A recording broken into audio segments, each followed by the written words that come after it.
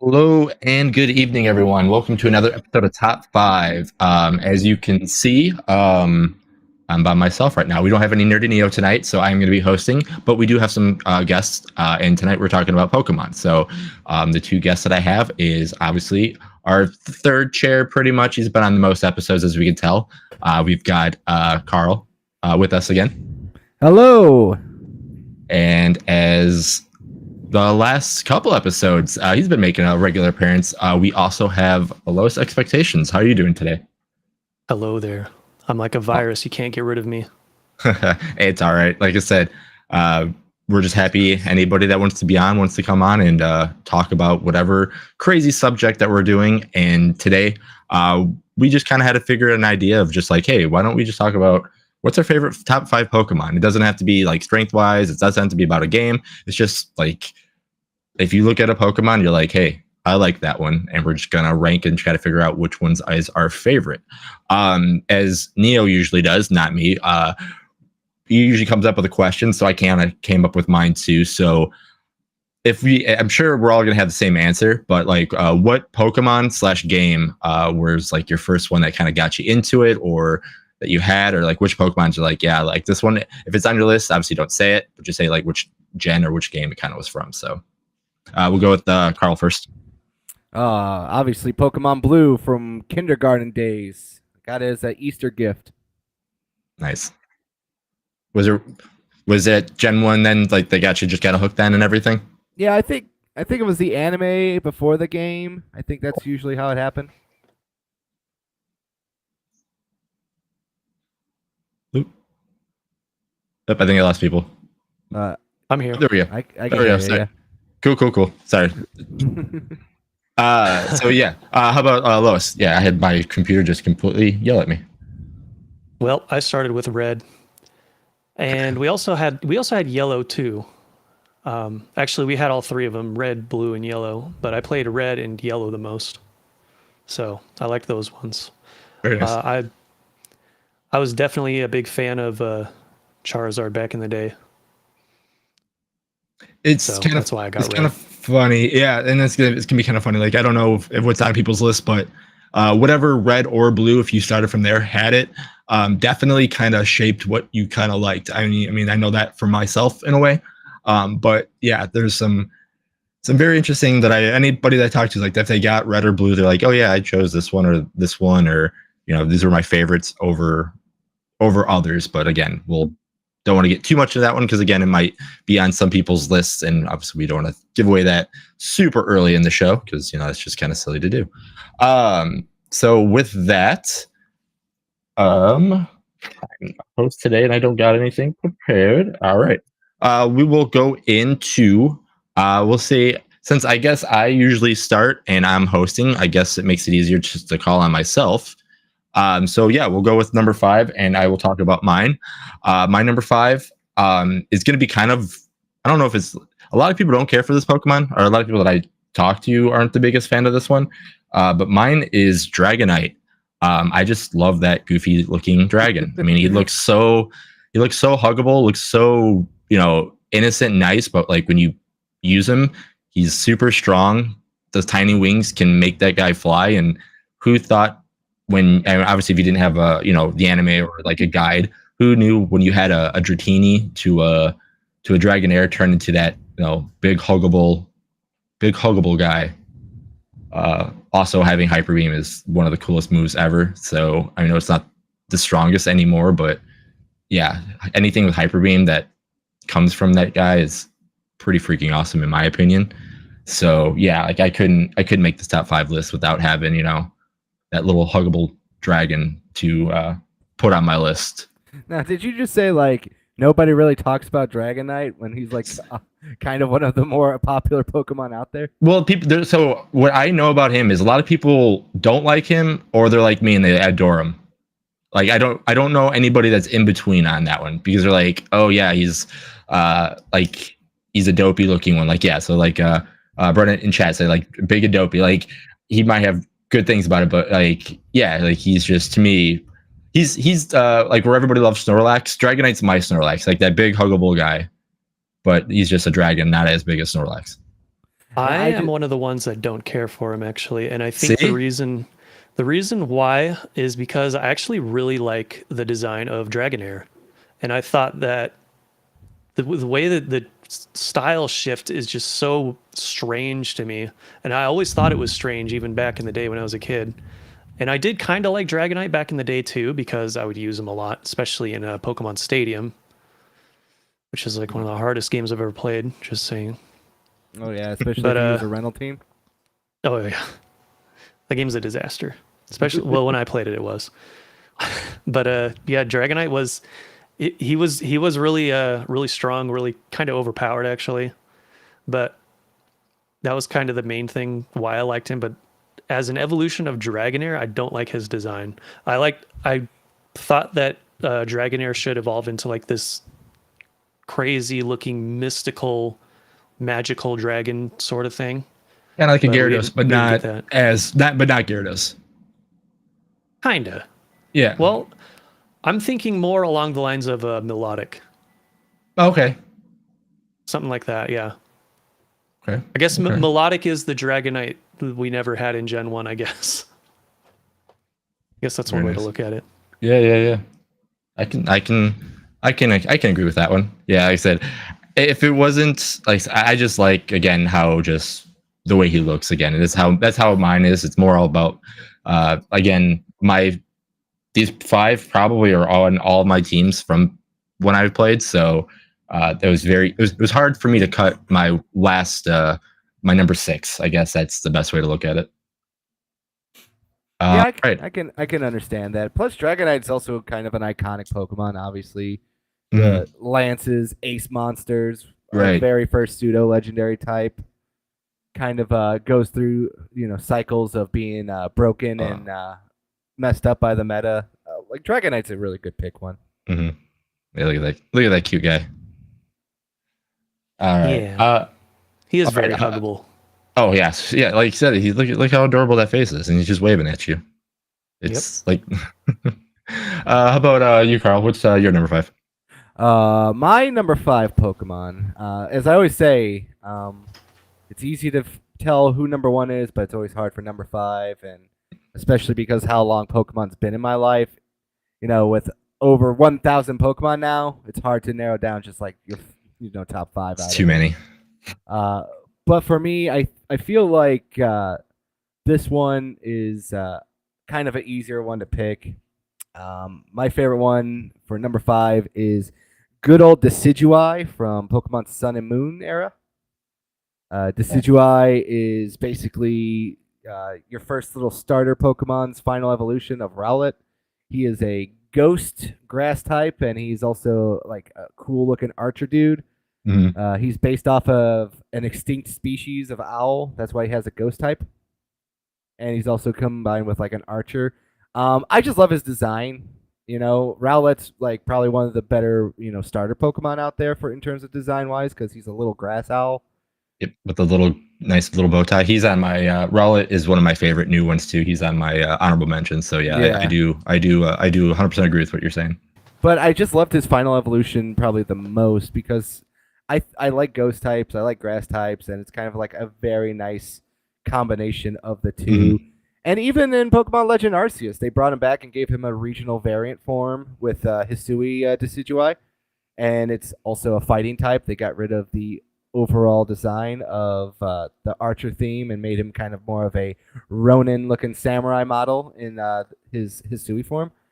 I just think he's fun. I know he's kind of basically the last one of that you would want to pick out of those 3 if you were playing more competitive Pokemon.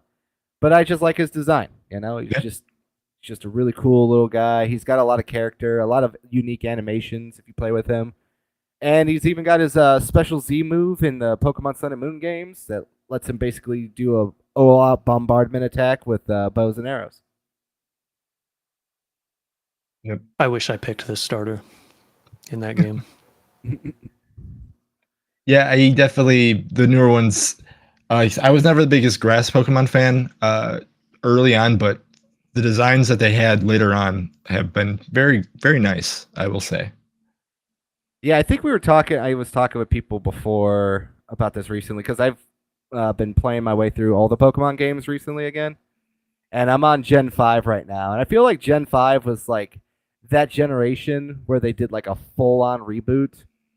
And I feel like some people really lost interest in Pokemon just because of the full on reboot. But they've been getting better since Gen 5 onward, I would say.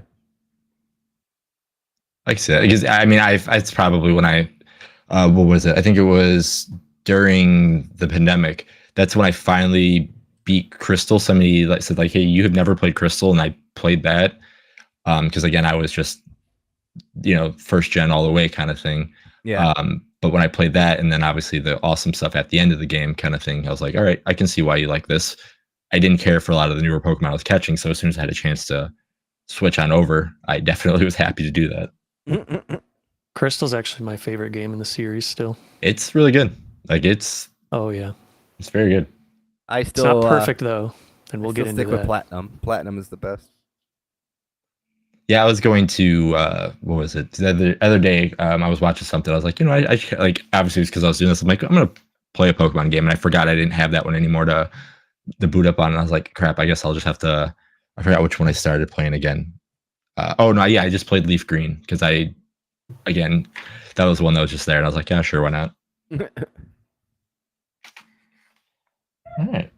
Yeah, I can't. Like I said, with Decidueye, I can't disagree with that one. Like I said, Rowlet it was in my honorable mentions, so like I said that it's really hard for me when it comes to all the evolution stuff because they're so tough. Like I could easily put all three of them on there, but like I had to just go with my the first one but yeah, Decidueye easily that evolution string is so good. So yeah, it's just very. It's got a lot of character. I think Sun and Moon starters are kind of interesting to some people. Either you really like all three of them, or you don't like only one of them. Mm-hmm. Obviously, out of the trio, Incineroar has been like the one that's gotten the most success and the most popularity. I mean, obviously because he's in Smash Brothers and he's been like a staple in competitive Pokemon play for a while. At least if you're a VGC follower. Yeah, but I just like the design of Decidueye. I'm not like you, Jason. I kind of always like to pick the grass starter most of the time. Yes, I can never. I mean, I know that they always say to do like in speedrunning, it's better to do that or something weird like that. Or I might be misremembering, but it depends on the generation. Or Gen 1, I guess. Yeah, it all depends on the generation and everything else like that too. Because there's other with like Black and White. Speedrunners don't pick Enbor because of that added animation time in that game. Yeah. So there's a whole lot of things. I don't believe in doing Nuzlocks and speedruns. I'm like I'm here for just a fun time. Yeah, that's how I'm too. Like Nuzlocks seem fun, but like when you lose that one Pokemon that you care about, like that's when I'd be like, all right, I don't know if I want to do this anymore because I don't want him to go away, especially on something like a silly thing that happened or all that kind of stuff. But yeah, no, I'm just here to sit in one route and just keep changing, the Pokemon that shouldn't be fighting and just getting them EXP and just grinding the experience battle. Right, exactly. Yeah, the extent of like challenge runs that I'll do is I'll ban myself from using legendaries, and sometimes I'll also turn the experience share off, and then sometimes I will box my starter and go without it. I couldn't imagine boxing my starter.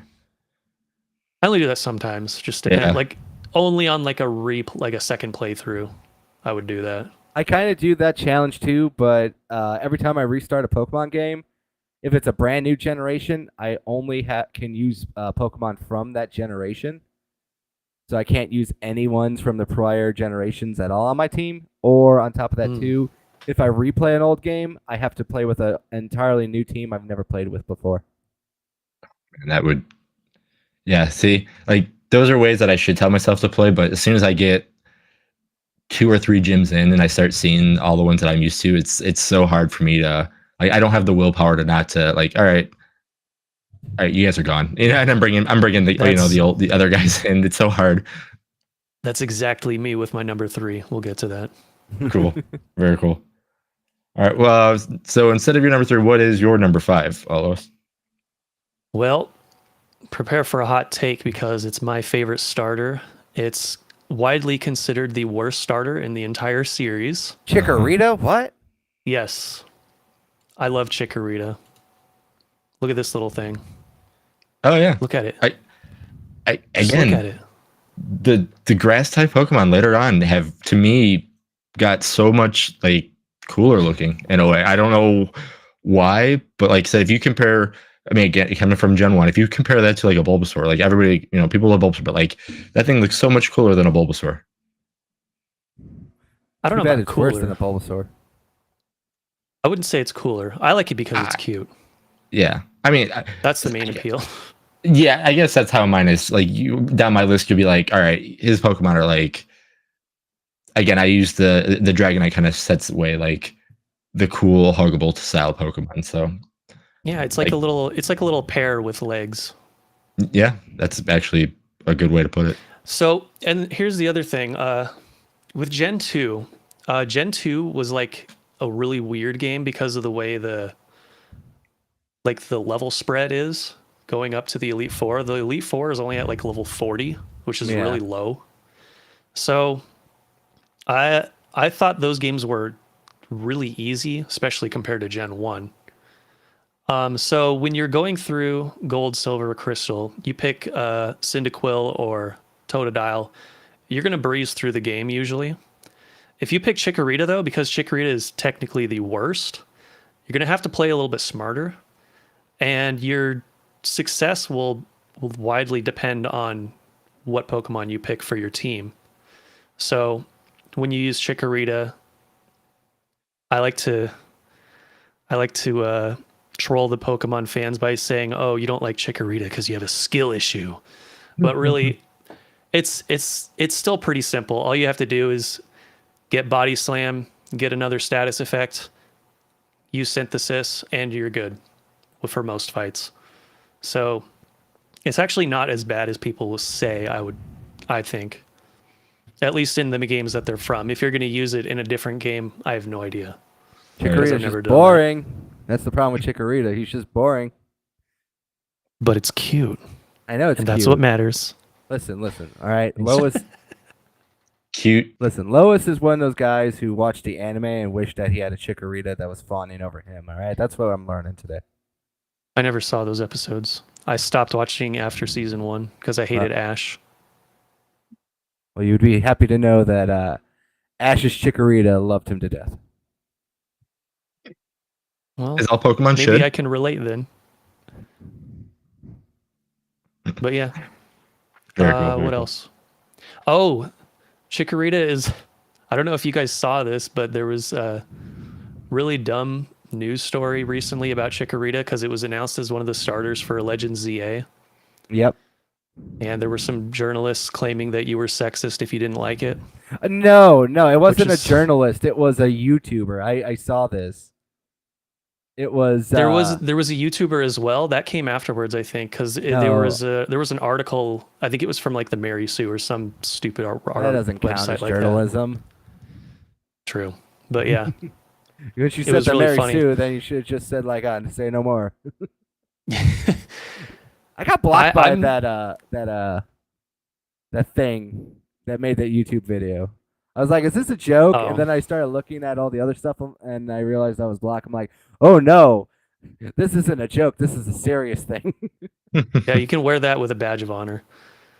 I'm blocked. But I'm interested. So. I'm interested in what they're gonna do in ZA because they're probably gonna have a Mega Evolution or possibly a regional variant for this Pokemon, and we'll see if it's actually as bad as the original one. Stat wise. I think it'll get some boost. I believe that they usually try to rework these things because I know Feraligatr and Meganium are two Pokemon that they're looking to probably do something with because they've kind of nosedived recently in both singles, and they've never been a presence in VGC ever. So I could see Game Freak trying to do something. Oh yeah, I don't know anything about that stuff. I just play the games and then I move on. I do too, but it's I've got friends. I was sponsored to play Pokemon. I don't know if you know this or not. Oh really? Yeah, but it was on the TCG side. and I hung out with friends who played the VGC side. So when I used to go to all these tournaments, like it'd be part of the group would be just playing all night the card game, and then some people were just practicing their video games and everything else like that. Yeah, So I couldn't imagine playing the Pokemon card game just because it's like pick up your deck and shuffle through it. it's a little bit more than that. I mean, it's to me, it's tutor the card game. It sounds like that, but it's more so like the best way I could describe the Pokemon card game is Mhm. it's basically a turn-based RPG in card game form. That's the best way I can say it. Yeah, It sounds like you could do a bunch of crazy things in one turn, which you can with some of those decks, but it doesn't necessarily mean it's just like I draw infinite cards and I win because you can right, only do so many things per turn. right, You right. know? You can play as many item cards, but only one trainer card. Yeah. Yeah, it's like you can only play one supporter. You can usually only attach one energy, and then it comes down to basically setting up your moves. It's kind of like playing like there's some decks that are more like strategic, and then there's some that are just more raw force power. You know, Hmm. like it is. This isn't about the card game. I'm just saying like there No, no, is I know. like I would say this: if you have kids and you want to get them into a card game, this is the best one Oh, to it's the do best way it. to start. Absolutely, it's easy way to start. I mean, I mean, again, I know we're not talking about card games, but like when I was super young and this card game originally came out, this was my gateway before I started playing, Magic.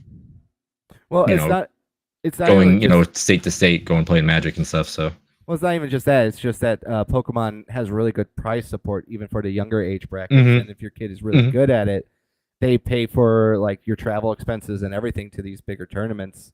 Like out of all the card games, besides for Magic, obviously, uh, like Pokemon surprisingly has like one of the better family friendly environments for like just overall getting your kids in competitive scenes. hmm I've met kids that have been doing so well for so long that their college scholarships have already been paid off, all that's by the awesome. Pokemon company. Yeah, that's. Hmm. I know. Like I said, they had the early stuff where you got to get all the gym badges, and then you became the gym leader of whatever card store you're at or anything like that. I remember being one of those forever ago. It feels like now. Oh yeah. All right. So, in chat, we had a couple chats that I want to show off right now. T-Man, he listed his favorite starter from each gen. So, Gen 1, he said Bulbasaur. Gen 2, he said Totodile. I'm going to butcher some of these names, so bear with me. Gen 3, Trico. Gen 4, Chimchar. Gen 5, Oshawott. Gen 6, Fennekin. Poplio, sorry, for 7. Sobble for 8. And I can't say that one all the way. Sprigatito. Sprigatito, that's right. For 9. Sprigatito. So yeah. So I can different from what I would choose, but still, that's not bad at all. I can see that. And I then think it's yeah. very different from me too. Yeah. Which is awesome because again, it shows what people see in their favorite Pokemon and everything like that. So that's very cool to see. All right. So with that being said, we'll go to our number 4. And how about Lois? You want to take us with that one? Yeah, back to back. He guess it's like a snake draft. Absolutely. Yeah, let's go. Well, my number 4 is my favorite, and why I like this Pokemon has nothing to do with the Pokemon games. It has Nice. everything to do with all of its other appearances elsewhere. Oh no, Rule 34 art. Yes, Rule 34 for Jigglypuff. That would have been bad if it was Gardevoir. I would have been like, oh no. That would be pretty funny though. It would have been hilarious. But Jigglypuff, I love Jigglypuff. Jigglypuff is the most hilarious Pokemon in the anime, the first season at least. Jigglypuff is one of my favorite characters to use in Super Smash Bros. And I've gotten pretty good with it. So I like Jigglypuff for those reasons. But if you use Jigglypuff in the main games, good luck. That's all I'll say. Yeah, I've I tried. remember beating up a bunch of beating up a bunch of Jigglypuffs and then a couple Wigglytuffs just beating them up too. But yeah, I don't ever remember ever using one of those in the games, just even for fun kind of things. Well, it was one of those Pokemon that had those stupid thing where once you evolve it, it doesn't learn any more moves by leveling up, Hmm. which I never understood why they did that. But Same. that made it so you'd have to keep it as a Jigglypuff for up to like level 50 or whatever to get all the moves. And then with stats like this, Yeah. It's a you're not going to get nightmare. much stuff done. No. Like you have seeing, you can put your opponent to sleep, but that has like a 50% success rate or something like that, something ridiculous like that. Yeah. So yeah, It's terrible. but let me tell you, landing a rest combo in Smash Bros. Oh, it's so satisfying. It is so satisfying. Oh, yeah, see them fall asleep, and the next you know they're flying all the way across the screen. Hmm. Yep. That does take something. Yeah, I just think of the infamous meme from Pokemon, where it's like it's a Jigglypuff seen from above. I don't remember that meme. There's so many Pokemon memes that have come and gone so many times. It's insane. Oh, is that like a joke of the who's that Pokemon thing? No, It's just like a it's circle. it's in the actual anime. Yeah. Like they're Oh. taking a test and they're all saying like it's a Pokeball, it's a Voltorb, it's an Electrode, and it's like no, it's a Jigglypuff seen from above. Oh, okay. Yeah, no, I think the one that you're thinking of is the Pikachu one. That's the meme that's or whatever is everywhere. I still even It's hear that. Pikachu. That's the famous Yeah. one, yeah. That's the big one, yeah. There's been a bunch of them though. That's the one main one. or Pokemon quotes out of context. Those are the best ones where Ash is just relentlessly savage to Misty. Oh god. True. Yeah, that dynamic in the cartoon was always interesting. I love it so much. Yeah. It's just so Yeah, funny. like, oh yeah, you have the one that was trying to be serious but couldn't. Then you have Brock being Brock, and then you have Misty just being Misty, and like you can just use those as like adjectives, and the people that have seen the show knows exactly what adjectives those are.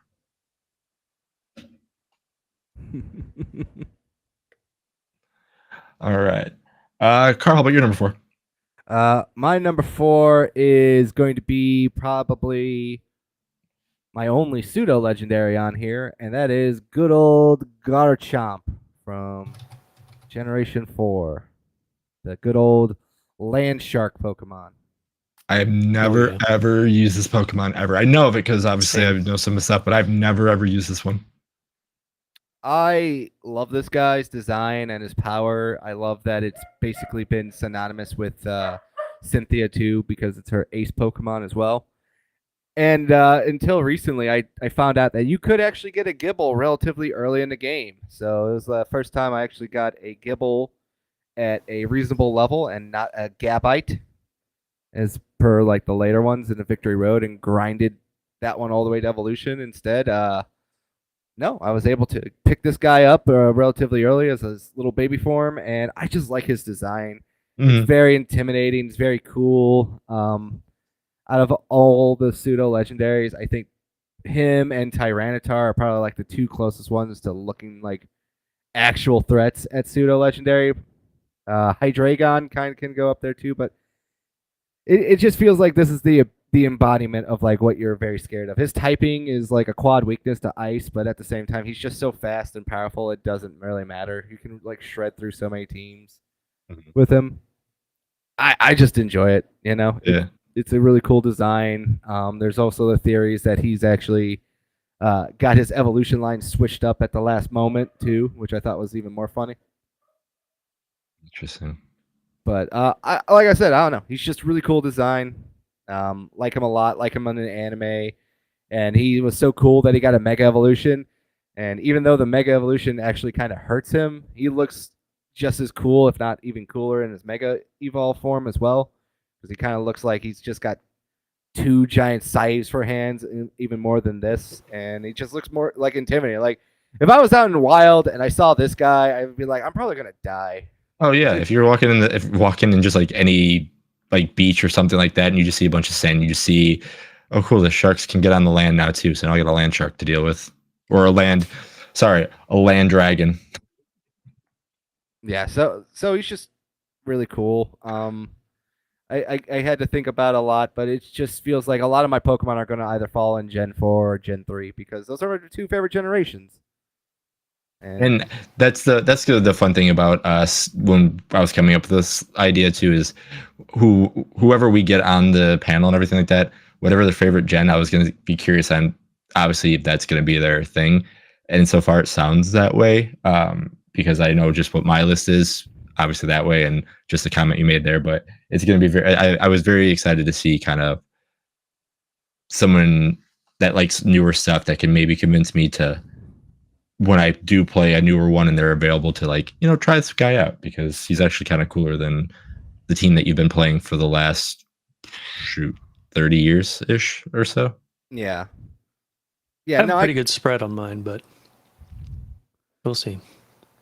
Yeah, like I always tell people, I think Gen 3 and Gen 4 are the two best gens. Because like I said, I've been replaying them again recently. I finished Yellow, Crystal, Platinum, and Emerald, all within the first 3 months of the year, and I'm currently working through Black and White.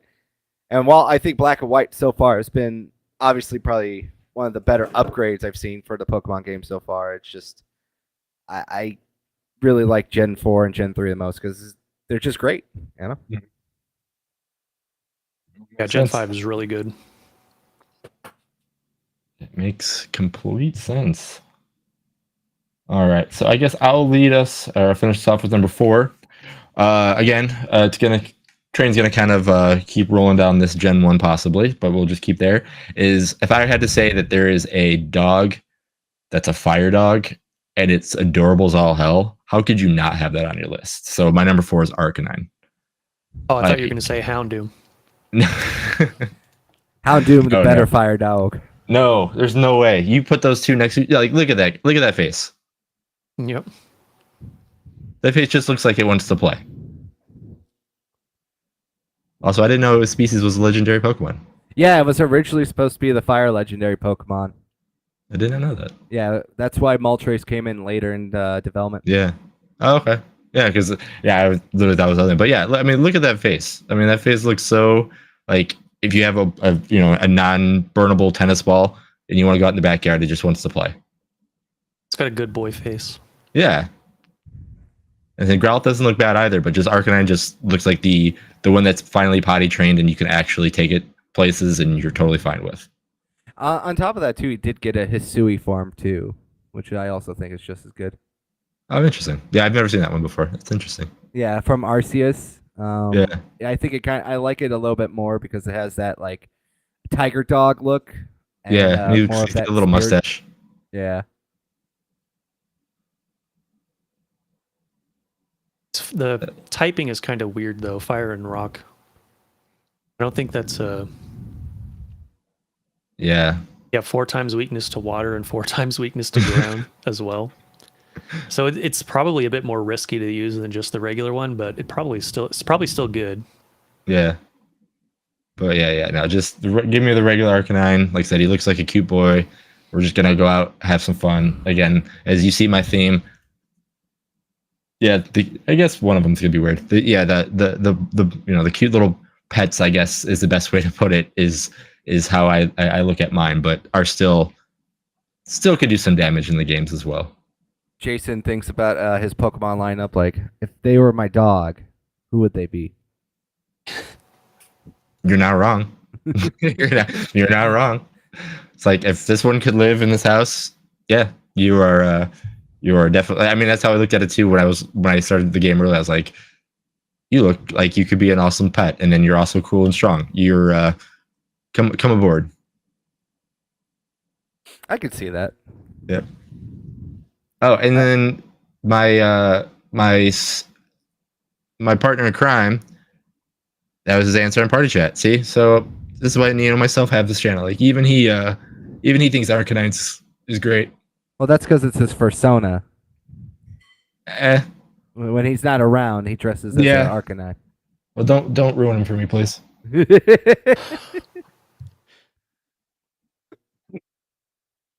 Now, I feel like there was. Did you ever see that meme going around that like Peppa Pig is taller than Charizard canonically?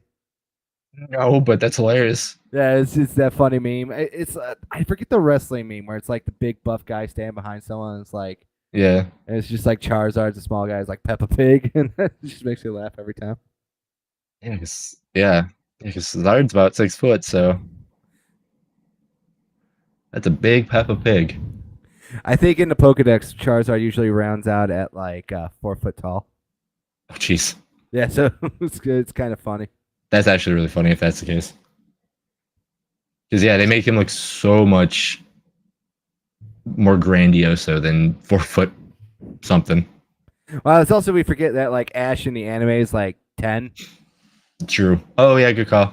so it's like we kind of get that little bit of warped view on stuff.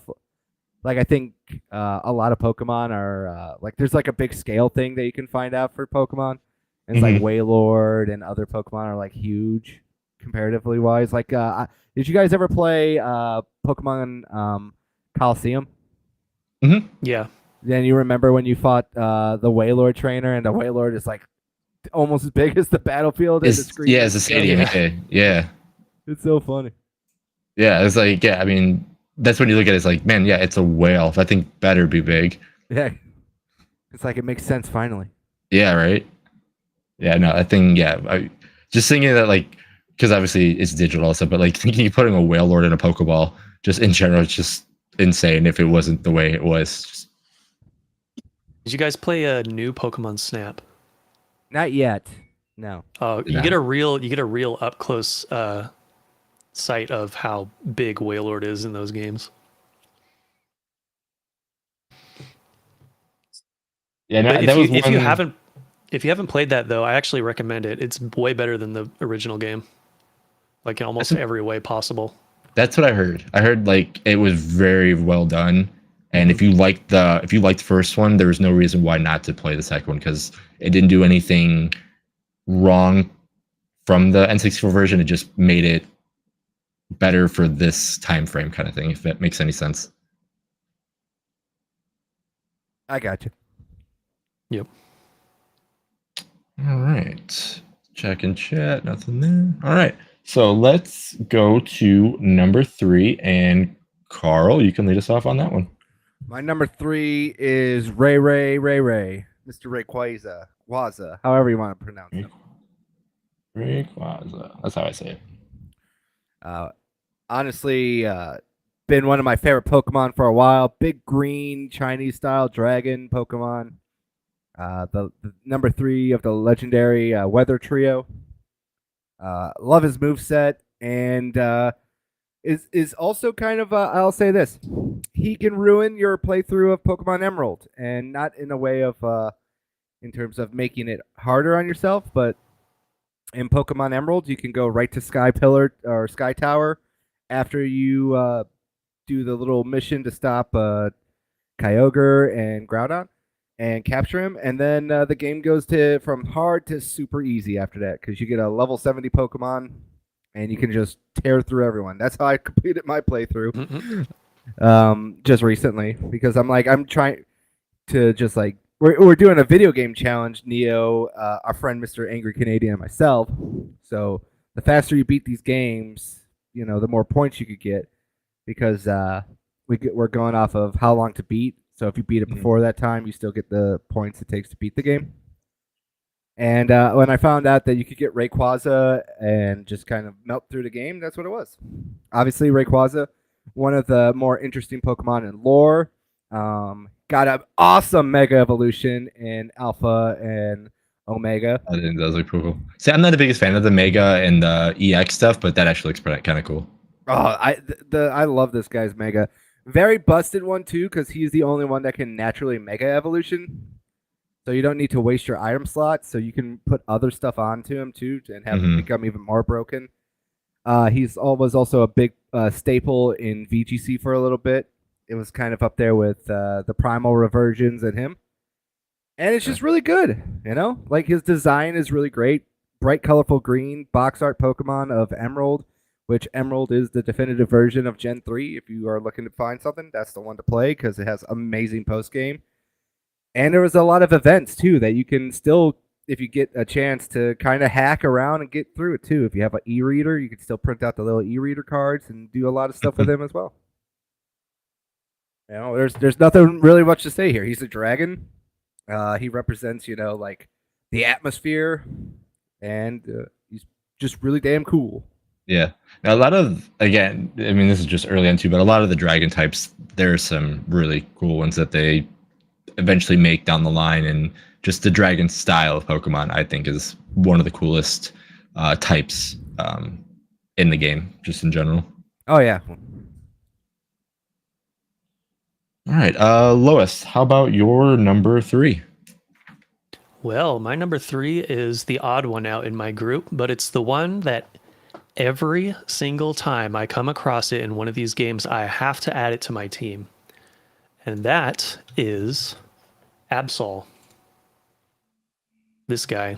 Oh, okay. This little Shadow the Hedgehog-like Pokemon. I've seen this Pokemon before, but I didn't know its name. But I know it does look cool. Yep. This one is super cool. He's basically the glass cannon Pokemon. His attack is super high. All of his other stats are super low. Well, maybe not super low, but they're low enough to that he will get one shot by pretty much anything. But if you can land an attack, then you'll probably win. Because, yeah, its base attack is 130, which is super high. So it feels like it's kind of like a gamble, basically. And it can actually make the game harder if you don't use him properly. Like one of his signature moves is Sucker Punch, which does a lot of damage, and will always attack first, but only if your opponent selects an attack move. So if it doesn't select an attack move, the move will fail and do no damage. That's actually the biggest strategy that people used to take out Mega Mewtwo back in Pokemon X, was to use Sucker Punch with Mega Absol, which, yeah, he also got a Mega, which is also really cool. So yeah. The emo version. The emo version, yep. Listen, my inner early 2000s kid is it's right there. There you go. Yeah. I can just see him just flicking its hair back. It's awesome. Yeah. Although I didn't actually play Emerald until like way later, but I may have seen it first in Pokemon Coliseum. I think it was in Coliseum. Yeah, it was a Gen 3 Pokemon. Yeah, but did that game have all of them? There were some that it didn't have, I think. I think it didn't matter if you... I think the sequel did. Gale of Darkness. I didn't play that one, unfortunately. That's in the backlog. I will do it eventually. They're also super expensive. Yeah. And that's what that's what Dolphin is for. It's true too. Yeah, Dolphin is great. But yeah, I think the only modern game where I didn't use it was in Sword and Shield, because I don't think I found one in that game. That one, so yeah, that one's definitely now on my list. That if, like everybody's saying it's like, obviously you're saying it's hard, and everybody in chat saying it's hard to play with. That's definitely one I think when the next one comes out, if it's in there, I'm definitely have to give that one a try, because that one does look pretty cool. Absol's alright. It's just, there's so many better dark types to play with. Oh, I'm sure. It's just it's more so like if you like the design, if you like the lore elements too, because Absol is kind of looked at as the Prophet of Doom kind of person. It's a Cassandra type Pokemon, where when bad things happen, Absol kind of shows up, and a lot of people associate Absol with like disaster in Pokemon lore. That's why whenever I show up with an Absol, you know you're going to have a bad time. Unless you have unless you have a super fast Pokemon with a probably really high special attack. Yeah. All right. And then before I talk on my number 3, I will ask Forkin. So Forkin, Neo is busy tonight. He had something, I think, with work or something, he told me, so he's had to sit this one out. So he put me in charge. So I'm hosting another one. So Thank you for being here. But yeah, Neo should be back for the next one in 2 weeks. But yeah, you might see him in the chat room once in a while because he said he's going to be here, having us on in the background as everything goes on. Neo is taking a job as a Chippendales dancer, so he's learning how to strip. That's the story so far, and then we found out that he possibly could be dressed up as an Arcanine or something like that too. You said? No, that's what he just does for fun. Oh, that's what he does for fun. Yes, could be both at the same time. Yeah, so the lore is being built on what Neo actually does when he's not here helping me host the show. See, Neo, he's nerdy Neo on the internet, but he's sexy Neo for his stage name. All right, you should see it. He does this whole crazy routine where he dresses like Neo and then he just slowly takes it all off and does all the Matrix moves to strip for women. It's great. Yep. To all the Mass Effect music. Guy's very flexible. What can I say? Yeah, no, that sounds about right. Anyway, if you're watching, you have to now live with that the rest of your life for the internet. Anyway, so my number three. My number three loves to break all your spoons, and not just one spoon. He likes to mess with two of the spoons. My number three is Alakazam. I can't remember a Pokemon run that I ever had that I didn't have this one. Obviously, it was Kadabra for the longest time until I got my, book. And there, never mind. But before I talk about Alakazam, see, Neil confirmed it. See, there you go. Nice. Anyway, I have my trade cable back there still. But when I got the trade cable and the Pokemon strategy guide, I had to find out that I had to trade my brother my Kadabra, which I didn't want to because I was afraid that I couldn't get him back, kind of thing. And then I got the Alakazam back in a way. I was super excited to have this thing. So yeah, he's the master of spoons. There are no spoons. And I don't know. To me, he was like the strongest Pokemon, like attack wise, when I had him back then. I'm sure I'm wrong on that one, but yeah, anytime I was in trouble, I'd put my Alakazam out and I would never lose, it felt like. I like Alakazam, but as I got to learn how to play Pokemon more, I found out he's just a giant glass cannon. Yeah, that's I can agree with that. That's what, like, for some odd reason I never had any trouble with that happening, but when I did get hit by stuff, I was like, okay, that hurt, but he would always get out of the situation, it felt like. So and then recover also is amazing thing too, so that helped a lot as well. But he also got a Mega. Don't forget that. See, I never used the Mega, but the Mega, I did see this picture before, and I think that's kind of hilarious that he keeps getting more utensils. Starts with 1, ends with 5. Yeah. Yeah, I think in the Mega lore it says that it gives up completely on trying to use its muscles, so it just floats and everything too, and that's why it's the way it is in its Mega form. Yep. Yeah, he just gets a gigantic old man beard and more spoons. It's pretty amazing. And you said you used this one in pretty much every game that you played? Any Pokemon game that I complete front to back, I always try to catch that Abra before it teleports. And sometimes I would use Pokeballs that I shouldn't be using to try to catch this thing, just so I can start the training early enough to continue going on. But yes. It's like, if you look here at the local numbers, it's in every single game except for Gen 5. And it's it's in Gen 9, but only in the DLC, but still, I guess that kind of counts. Yeah. So yeah, if you wanted to use them in a team, you could do it in pretty much every game except for Gen 5. And that makes sense because, like I said, a lot of the games that I complete from the back, I don't remember beating any Gen 5 games off the top of my head. But yeah, like, he was always one of the anchors of the team. Like, yeah, there he is, just always waiting for me for the call to finish the strongest, gym battle or whatever. He was always just ready to go. And just to remind people too, Gen 5 was the only generation that they did a full new Pokedex. Yep. So if they didn't do that, he would have been in there. Yeah. Although didn't Black and White 2, didn't they have different Pokemon though? Black and White 2 did, but like I'm talking about like Gen in the 5. base game, like they did not have any Pokemon from the prior games. That's why Gen Yeah. 5 is looked at as a reboot of the Pokemon series. Yep. Very nice. Very nice. All right. So with that one, we can already. So I had a feeling tonight was going to be a pretty quick episode, just because again we're just talking about looks and our favorite kind of things. So we're already on number 2, which is kind of crazy. So I guess I can start with that.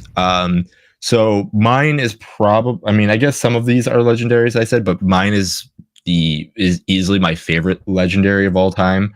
Again, Gen 1, and he is Zapdos. This bird was like the first legendary bird I had, and I would never want to get rid of it. And then I found out, how awesome he is, and the whole, Articuno for 1, Zapdos 2, and all that stuff as a kid, learning all that stuff, and then just looking at this thunderbolt of a bird, I'm like, that is freaking awesome. Granted, the whatever newer one makes him look more of like a chicken, which kind of made me a little sad, but the original Zapdos as a lightning bird, I thought was just super, super cool. Yeah, especially because the first location you find him at is at a power plant as well. Yeah. You have to run through all these self-destructing, silly Pokemon to get to this guy. And I will say my first playthrough of this game, because I didn't know anything about it, I did use my Master Ball on this guy. Scrub. Yeah, because I was like, this thing looks awesome. I have to have it, and I threw the Master Ball at it. I do like his Galarian form just a little bit more, because I think it's really funny to see like basically a Roadrunner. Yeah, I said he looks more. Yeah, like it makes me so sad that he's not the lightning bird that I know. Like I like that he's a fighting type, because fighting types are cool, but I'm like if you put them back to back, it's like the majestic of Zapdos looks like gone. Well, like Zapdos kind of just looks like a lightning, like what you would think of like a lightning bird. Like he just looks like a scribble of like just chaotic electricity. Yeah, just a bunch of hard edges. And I just like, but I just like the Galarian form just slightly more, because I love its redesigns just so much. Because the way you have to catch him in Sword and Shield is also like you got to chase him down, and then you got to like just watch it. It's I just think of the Roadrunner cartoon. That's really what it is, and I just love it so much. But I like both of them. It's a very iconic Pokemon. Obviously, when you were a little kid and you had to go get those legendary bird trios back in the day, they just felt like, gifts, because you couldn't like just keep resetting them. It's just like, this is it. If you mess up, you can't catch this guy. Yep, there's a consequence almost. Or not almost, there is a consequence. So I like him a lot. I just think more of the Galarian designs were just, I think, better for me as like honorable mentions, I guess, in advance right now. Yeah. Like all the Galarian stuff is just like really fun, and I just love them. But like the original 3 and the Galarians are both like what I like to call like perfect examples of like the originals are just as great and the redesigns are just as fun. Yep. Yeah, I have Zapdos in my honorable mentions too. Awesome. See, and that was one of my favorites. Yeah, like I'm glad like that we have a bunch of honorable mentions. I had a feeling like for 5, especially with 3 instead of like our normal 4/5, that it's going to be like a very. I was saying I was going to be shocked if we actually had a lot of overlaps, just because again there's so many Pokemon and people look at them so many different ways. Yeah. I'm thinking like, oh, like how are the honorable mentions gonna line up with what's in our top 5? Because I was like, it's almost impossible to find out who's everybody's favorite is, because it's just preference and what you see in something. So if there was any overlapping, I was like, okay, this Pokemon for sure is a number 1 type Pokemon, because designed to everybody because of that reason alone. Well, when you said you were probably mostly I had an idea that you were going to pick mostly Gen 1s. Yeah, I mean, I have some honorable mentions that were in Gen 1, but it's just hard for me not to choose. Like again, my theme of animals that seem or Pokemon that feel like they could be your pet slash that look just adorable. Like that's just how I that's how I judge my Pokemon. So if you tick that list, you're more than likely going to be in my top 10, top 15 of them, and then I'm a ride or die with all you guys. Those guys. So yeah, that's just how I did it. Fair enough. All right. So that being my number 2, which is funny because I didn't plan on that. My Zapdos is my number 2, which is kind of funny. I just realized that. He's lying. Anyway. He did. No, actually, I looked at it. I was like, huh. It took me about a week and a half to figure out that I did that. That's kind of funny. Anyway, Carl, what's your number 2? My number 2 Pokemon is also a cover art Pokemon, and it is one of the more metal Pokemon in the series, if you ask me. Pokemon Satan himself, Mr. Giratina from the Gen 4 generations. Nice. And what is there to say about this guy? Obviously, he's based off of the 2 forms of Satan. He's got 6 legs and 6 points on all of his things. It's kind of like a little nod there that there's a little 666 in him on every part of his body. He's based off of 2 devil designs of Satan himself, the Basilisk and the Leviathan as well. He's got one of the more awesome sounding sound effects for a Pokemon when you find him, where it's just like crazy, like scream. He's got a whole game lore dedicated to him as basically being the one of the Pokemon to challenge Arceus and getting sent to the Shadow Dimension. His shiny is really cool as well. I know some people don't like it, but he kind of looks like a negative photo in his shiny form as well. So he's like blue and yellow and all that stuff. His Pokemon movie appearance, his bit was really cool. He was one of the first legendary Pokemon, I think, that had like a signature move before it became like commonplace in Phantom Force. Everything about this guy just like is really fun.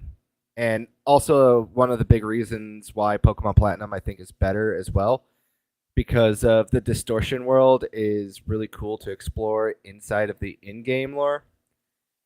And on top of that, too, he's just really fun. He has a big part in Pokemon Arceus as well, as at the end.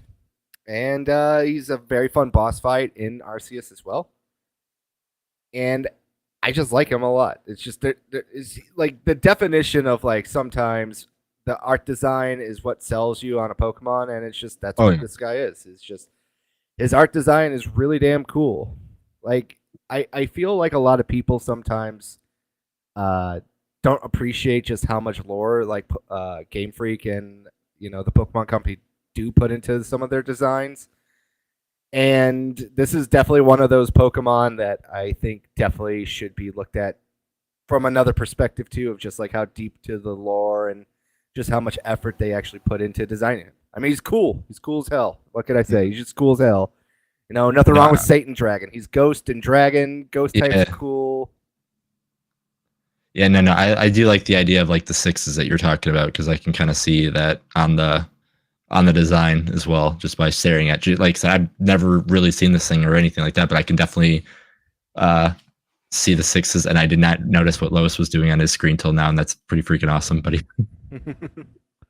I meant to do that earlier, but I forgot. Yeah, no, I was looking at the 6s, and I look over and I was like, why is Chagrin on the screen? Wait, no, they're all there.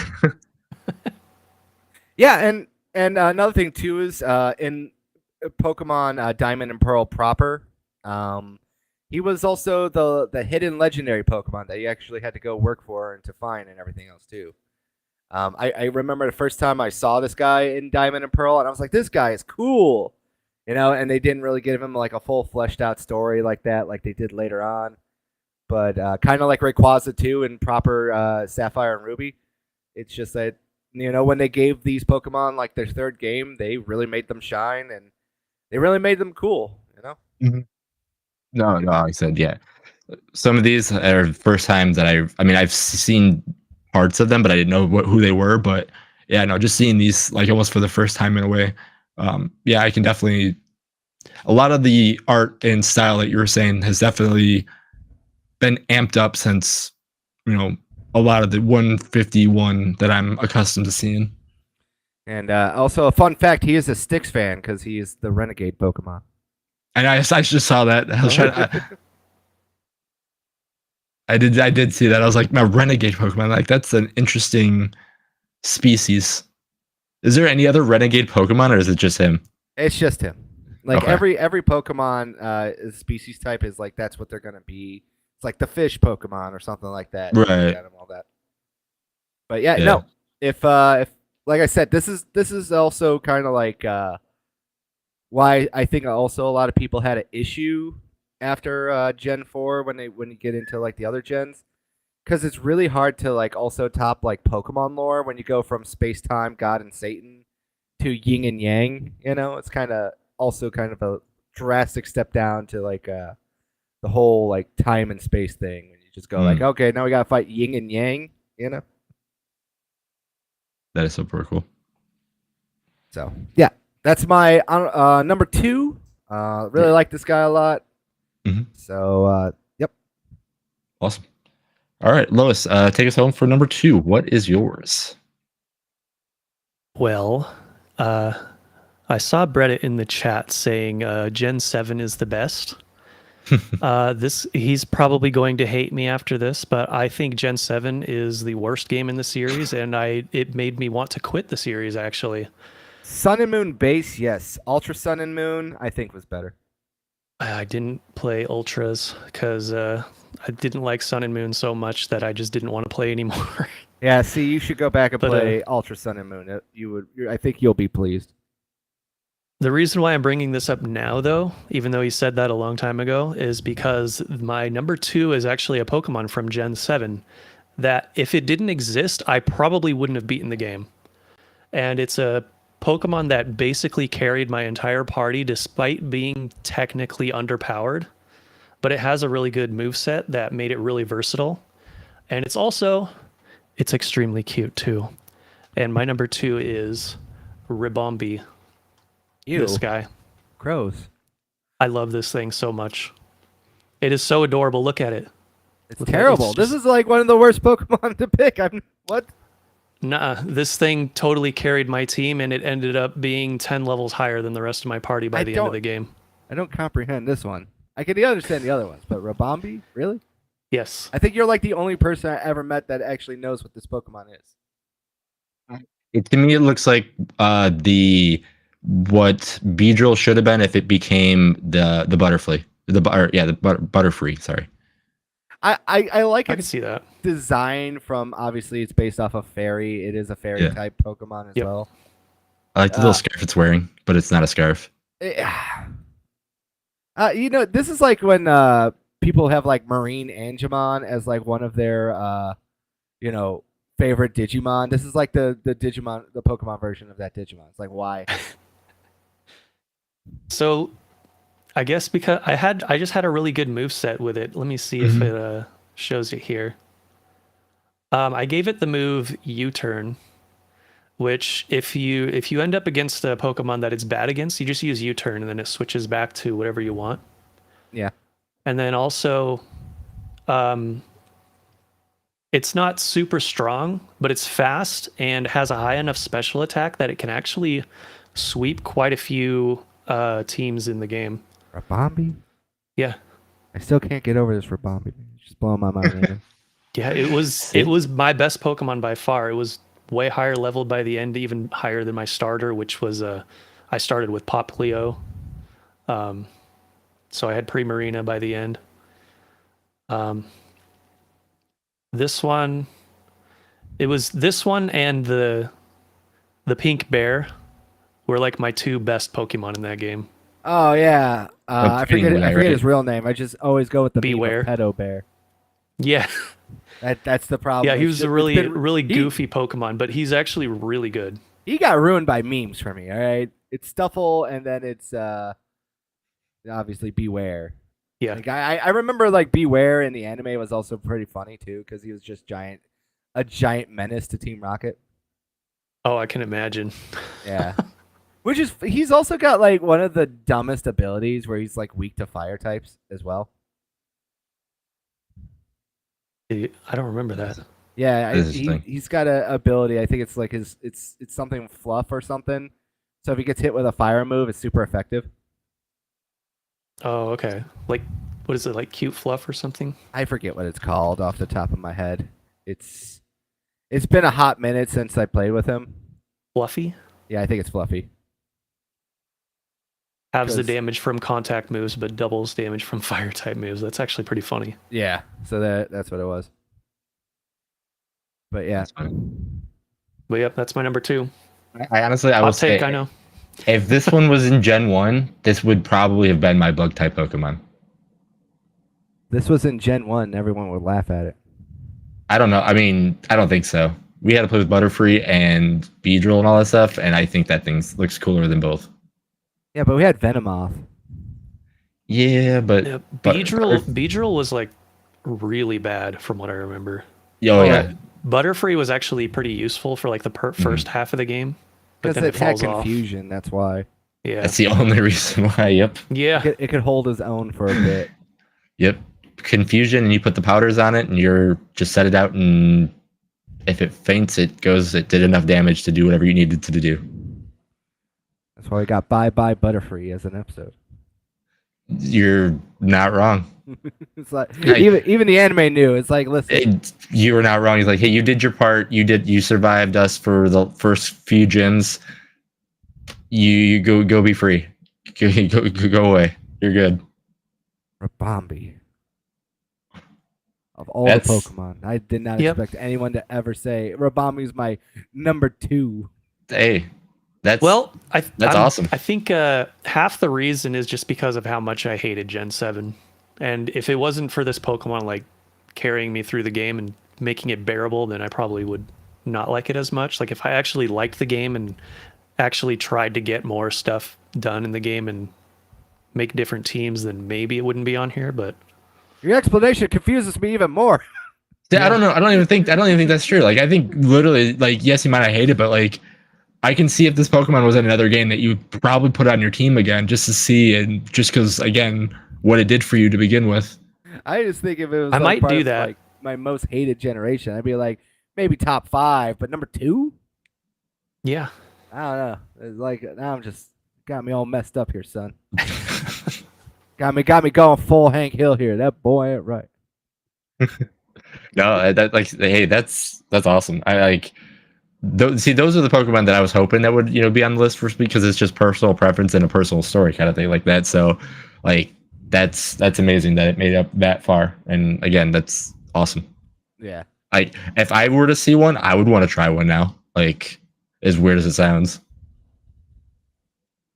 I might the only game I haven't played yet is Scarlet and Violet, which I'm in no hurry to play those, but if I ever do, maybe I'll try putting it on my team and see what happens. Yeah. I like Scarlet and Violet if it ran at a frame rate above 50. I mean 15, sorry. Oh Yeah, that's what I hear. They're great. I absolutely love Scarlet and Violet. I think they're some of the best Pokemon games they've ever made. It's just they run so terribly. It's not even funny. Mm. Like Switch 2 better fix this problem. Yeah, I hope Well, they hope I hope so. with the Switch 2 they'll release like performance patches and stuff for the games. I hope so. Because there's a lot of 'cause- games that really need it. Yeah, especially all the Bayonetta games. Yeah. Astral Chain. Astral Chain is one of those, yes. We only have a couple weeks until we get those the whatchamacallit, the That's next week, yep. Next week, yeah, it's next April week. 2nd. Oh, it's next week. Yeah, geez. I thought it was in 2 weeks. Yeah, that's awesome. So yeah, we'll find out very When is soon. April 2nd? What day is that? It's 7 Wednesday. days. Perfect. It's a Wednesday. So, yeah. Yeah. 8 days, So, yeah. you liar. I forgot this month had an extra day. I was thinking Probably like, doing oh, a it's live reaction to that for sure. nice. I'll be doing a replay. I won't be doing a live reaction. I will be probably watching. If anybody's doing a replay, I'll probably be watching that. If you're free next Wednesday, you can hop on and rewatch it with me. All right, you can do that. Or yeah, just let me know what time. 7? I might be gone by then. Ah, boo. Yeah. We'll work it out later. That's not the here. Yeah, we'll figure it out. All right. Awesome pick at number 2 to kind of throw us off for loop. That's amazing. I'm glad something. I know. I want to try this Pokemon out now. It's as crazy as it sounds. I really think it's awesome that this thing made it so far up. But yeah, we'll talk about our honorable mentions now. Who wants to start us off on that? I shall start us off on honorable mentions, good sir. All right. All right. So, like I said, it's hard. I could go through a whole bunch of lists, but I've decided just to make this the extended top 5. Sure. And go with the people who did not make the top 5.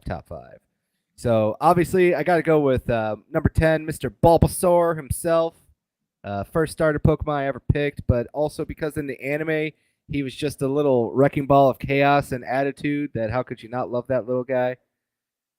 Absolutely adore Bulbasaur. I think he's, one of the original 151, so can't go wrong with him. Number two in that list would probably also be Yveltal from Pokemon X and Y, the cover Pokemon of Pokemon Y. Love this guy's lore. He is awesome looking. He is just a giant Y-shaped bird of death. In lore reasons why he is actually Death the Pokemon, which I think is really cool. And he's got a really cool design. He's like a pulsating red on a black background. They were cooking with this one, so I gotta give off Yveltal as one of my other honorable mentions. I really liked both of the legendaries from X and Y. Yeah, Xerneas and Yveltal, definitely two of the more interesting ones for sure. Yep. Another Pokemon I really did enjoy as a kid, and I still kind of always try to get excited if the Pokemon TCG makes something with this Pokemon because I try to use him. Yanmega from Gen 4, and Yanma is kind of like a combo package here for this too. He is a red dragonfly. His shiny form makes him blue. And he's just a giant, scary dragonfly Pokemon, His first little form is like, oh, this guy's a little chipper. He's always smiling. He's going, Yama, Yama, You're like, as Jason says, like, yeah, that'd be cool to have in your house. Right. And then when he becomes Yanmega, then he becomes scary. And it's like, I don't want you in my house at all. You might murder me. You can live outside. You can go back outside. And plus, he's huge. He's going to take up a lot of space, so you don't feel that bad. Rounding out my couple of last honorable mentions, definitely got to give a shout out to good old Magnezone, the UFO Pokemon from the evolved form of Magneton. Guy's just really fun and really cool looking. And when I found out there was an evolution of Magneton, my brain broke. I was like, this can't be. I don't want it to happen. That's when my old came out. I'm like, I shouldn't think this way, but I had to. I'm like, this shouldn't exist. Like, it stopped at Magneton. They can't evolve anymore, and I was in the wrong. But yeah, it does look pretty cool. Yeah, he's just a weird Pokemon, man. He's just a UFO with 3 eyes. He just reminds me of a good old 1950s monster kind of deal. And I think they were cooking with this design. Also, a Gen 4 Pokemon. But a lot of Gen 4 Pokemon, obviously, are on this list. And then the guy who was just lucky number 6, who just missed the top cut, was good old Heracross from Gen 2. Nice. Loved Heracross so much. In the anime, he was just a nuisance to Bulbasaur as well. So that's also a little connection there because he was always trying to suck on Bulbasaur to get honey out of Bulbasaur, which is weird. But he's just cool. He's a giant beetle. One of those Hercules beetles. He had a fun typing. I still is like one of those Pokemon that I never got to use back in the day because I didn't know how to get him. But every time I fire up Heart Gold and Soul Silver, I make sure to try to at least get him now. And he's been on many of my Elite Four run teams because he's got really good typing, really strong Pokemon fighting bug, and his Mega Evolution. Also really pretty cool, but it nerfs him too much and it's not fun. But yeah, there you go. There's my honorable mentions for top 5s there. Like I said, there could be a whole nother list of Pokemon, like my top 25 I could easily rattle off, but let's just keep it there for now. I remember in Gen 2, Heracross was actually really, really hard to get. Do they make it easier to get him in Heart Gold and Soul Silver? No, you still have to get him the same way, I believe. You got to put honey on a tree, and then you got to kind of get lucky. Oh, I remember like spending hours in silver trying to get a Heracross. There's And for some reason, it guides. just would not happen for me. I don't know. Maybe it's just my bad luck or something. There's guides and tips to do it now on YouTube, which makes it easier. That's how I Yeah. did it the second time, and how I do it from now on, just to save myself time.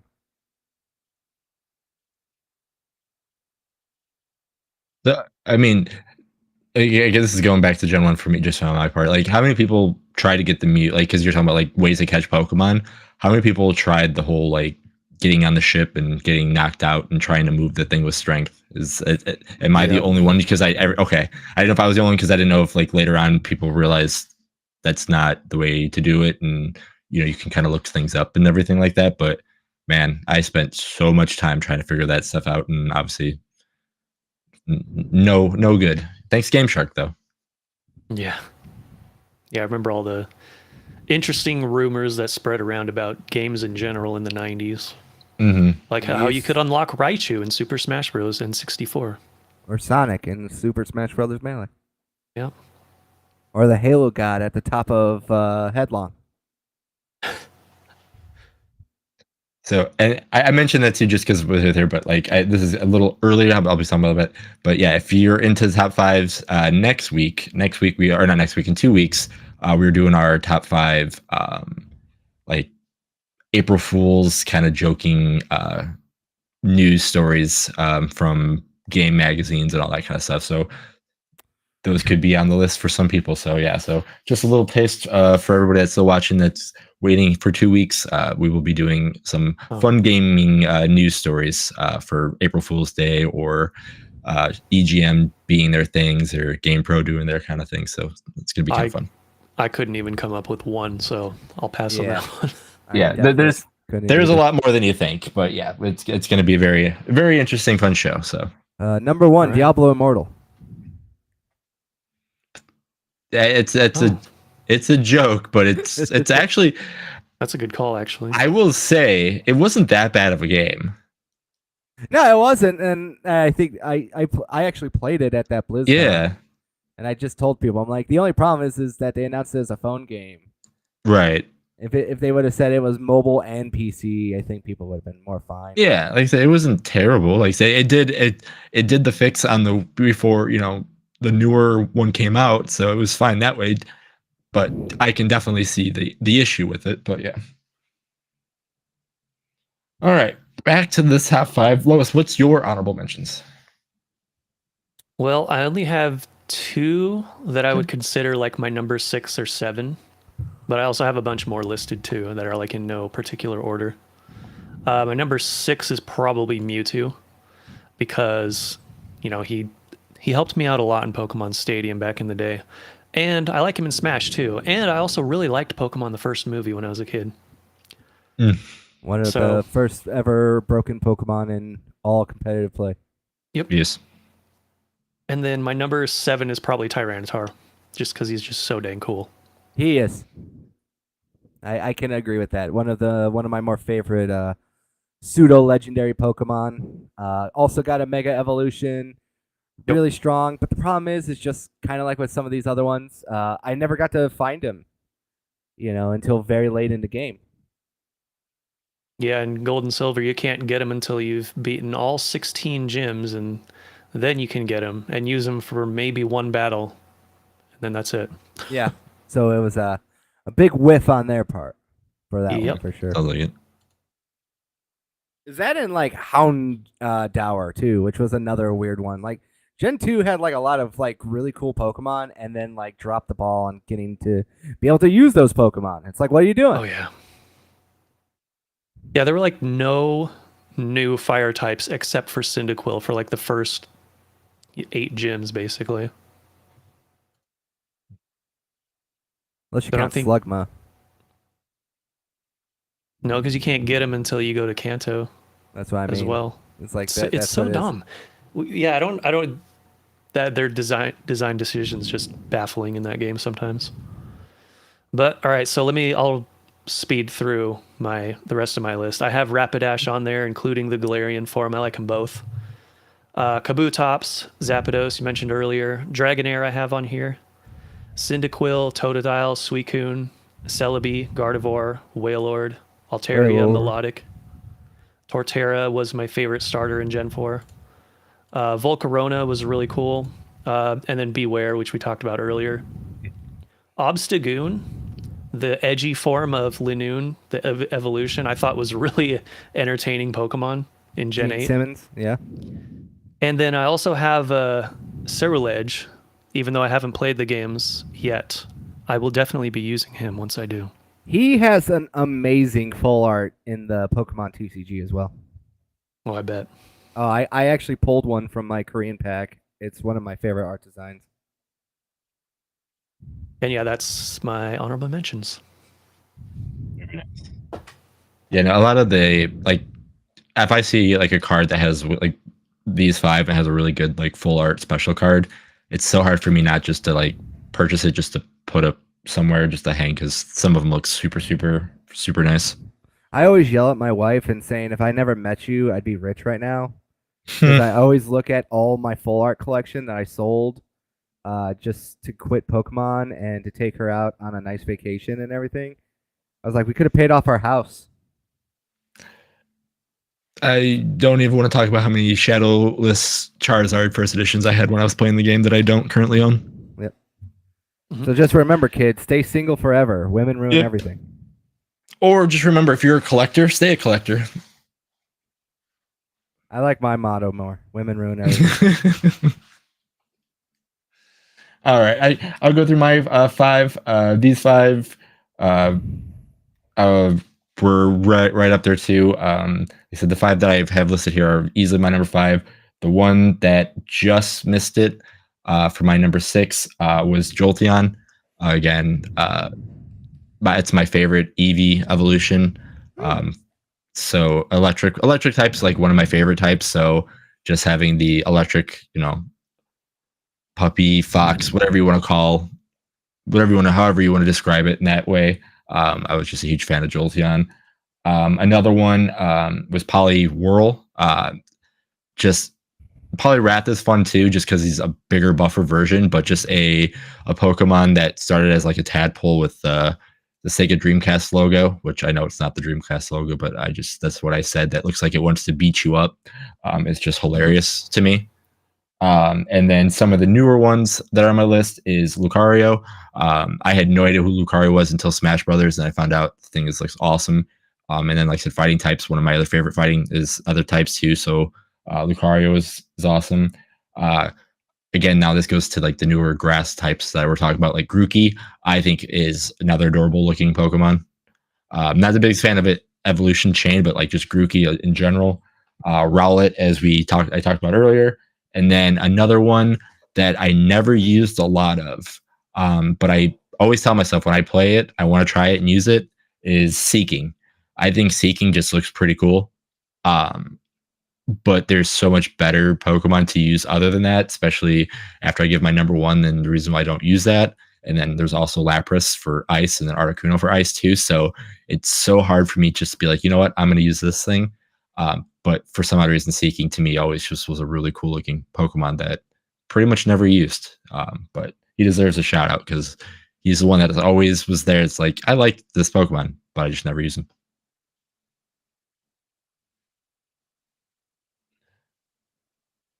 All right. And then now we'll be going into our number ones. Who wants to lead us off? Anybody? Want to get my curveball out of the way first? Go for it. Well, my number one is from Generation 6. And the one thing that I think was the best addition to Generation 6 was actually the fairy type. And in Gen 6, the rest of my team, I made a huge mistake. I kept experience share on, and I basically used a ton of overpowered Pokemon and just steamrolled through the entire game. But at the same time, I still loved all the new stuff. I liked Mega Evolutions. I thought they were cool, even though they could have been implemented better. But Yeah, the fairy type was probably the best addition to the game in my opinion. And my number one is one that's actually tied to the story, and that is Floette. Whoops. There we go. I just love the cute ones, obviously. But Yeah. this one, what I did with this one, since I was steamrolling the game so much, I actually kept it in this form and did not evolve it until like it was either right before I beat the Elite Four or after. And it was still going strong because the moveset worked really well against a lot of the other Pokemon in the game. But aside from that, if you don't know the story, there is a Floette that's really important to the story of X and Y, and that is the Floette of AZ, one of the main characters, who's been around for 3,000 years, and his Floette left him because he kind of turned to the dark side or whatever, without spoiling too much. But then, at the end of the game, comes back to him after you battle him as the, what do you call it? Like it, you fight him like immediately after the Elite Four. It like interrupts the credits sequence, I think, and you fight him. You battle him in a Pokemon battle. Unfortunately, they kind of had a missed opportunity here. They could have made AZ's team like really powerful, which is what I think they should have done, because that would have made the game better. But I don't know. It's just a really touching moment in the story, and I loved it a lot. And that's a big reason why this Pokemon's my favorite. Yeah, again, yeah, like the cute Pokemon to me are the best too, because again, it's like, yeah, like the big, scary, dangerous ones, obviously for combat wise, but the ones that stay with you are the ones that, like, this one's adorable. Like, so I agree with the reasoning 100%. And honestly, I think this is the first time I've ever seen this Pokemon.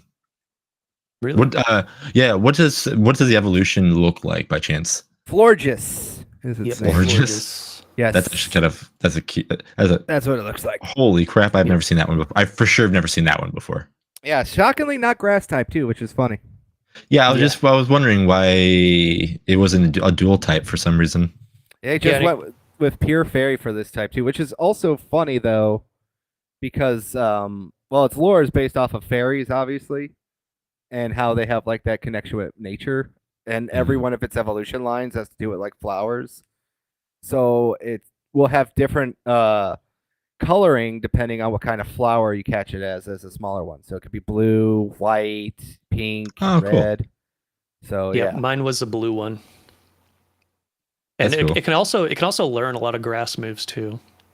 It also has lore implications in X and Y as well, because Floette is one of the Pokemon that was trying to be brought back to life by one of the more interesting characters. He's not really an antagonist.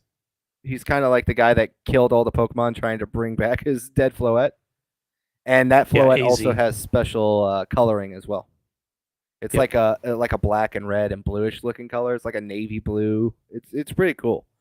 It was supposed to be in the game, in the data codes, but you can never get it unless you hack the game.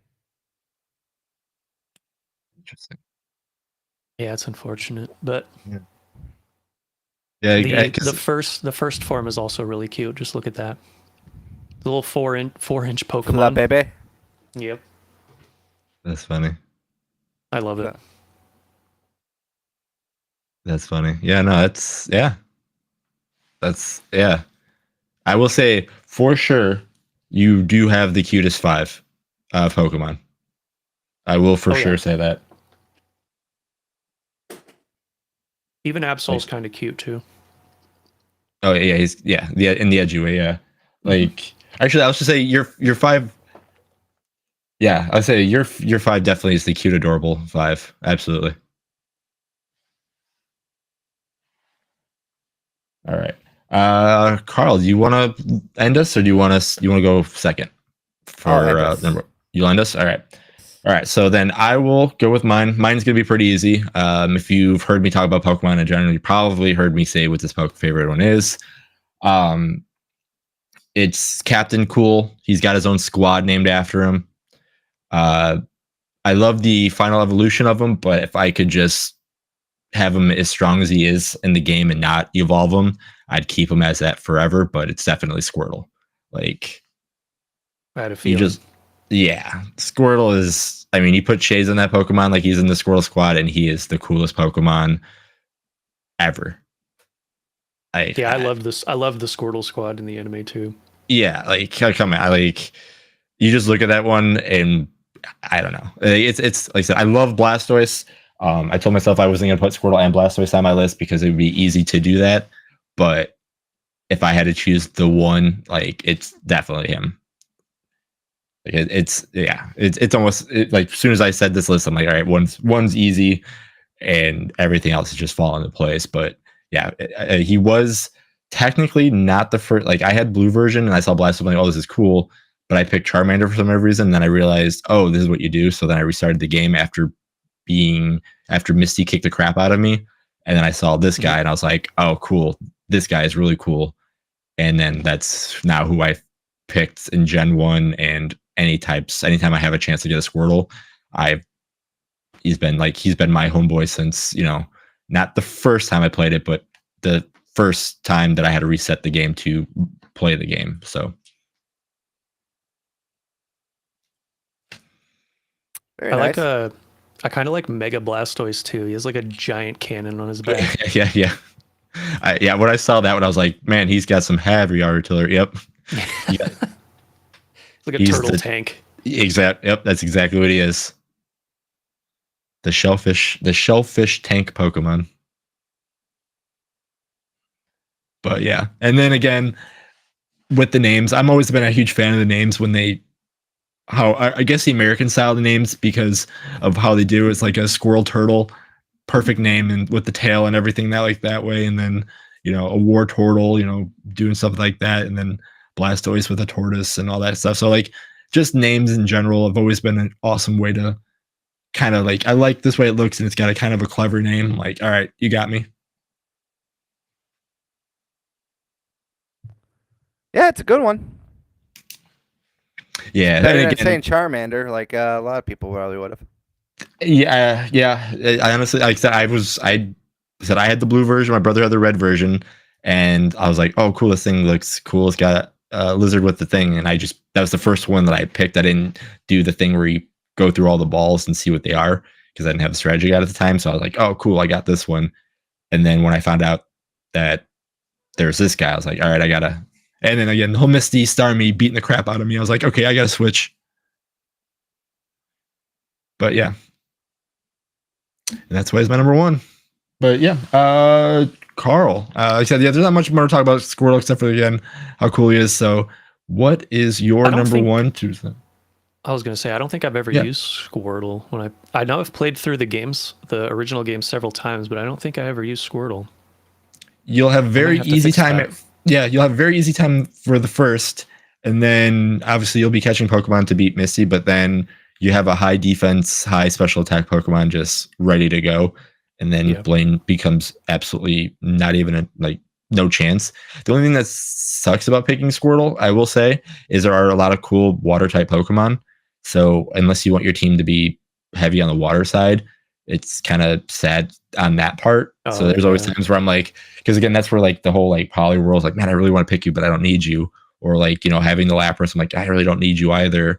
Or having Gyarados is like, Gyarados is cool and all, but like, I already have a water Pokemon here too, and I could find something else. And evolving Magikarp's always been a pain in the butt in a way. So, but yeah, so like there's a lot of good water type, but again, like having just Squirtle right there is just always my boy. Yeah, I was always a Charmander kid, and I used Bulbasaur I think once, but I found him kind of he was all right. Yeah. I've never picked Bulbasaur in the beginning. That's why when Carl said Bulbasaur was on his, I was like, yeah, I didn't expect that one because I don't know a lot of people that pick Bulbasaur, and I can honestly say I've never. The only time I ever had a Bulbasaur is when in Yellow when you got all three of them. Yeah, and now that you mention it, I think I've actually picked the water starter the least out of the three because there tends to be like a lot of options for water type Mm-hmm. Pokemon in pretty much every single game. Oh yeah, there is. So if you want to stick with your water starter, you're kind of locking yourself out of a lot of them. So, Yeah, Yep. water is the most prevalent type in Pokemon. yep. Yep. Yeah, yeah, and there's a lot of good ones, and yeah, but again, yeah, that's why Squirtle's my boy. Like, so there's a lot of good water types, but yeah, Squirtle's always been a part of the team since day, we'll say week 2, I guess is the best way to say it. Because again, I can't say day 1 because I had to restart the game. Right on, right on. All right, all right. Now, Carl, land us with what I thought I could guess what your number 1 is, but I have no idea. So I'm just gonna wait to hear what you say. My number 1 is Trico. Ooh. Favorite Pokemon from Gen 3 and favorite Pokemon of all time, Mr. Trico Tree himself. Funny enough, Trico's voice actor is the same as Yugi Moto's. Dan Green is the voice actor in the English version of Trico. And probably one of my favorite things to do was to go when I was playing Yu-Gi-Oh! And they had the voice actors there. I got him to sign my Trico card because Nice. it was pretty funny. What can I say about Trico? He's got a really cool design. Obviously, he is a gecko, and I like geckos. I had a gecko as a kid growing up.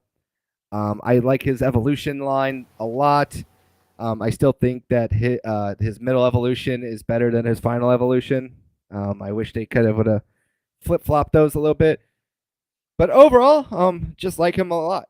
What's there to say? He's really cool looking. In the anime, also he was also an edgy boy. He had like a stick in his mouth and kind of had that little bit of edge, and made you root for him a little bit more.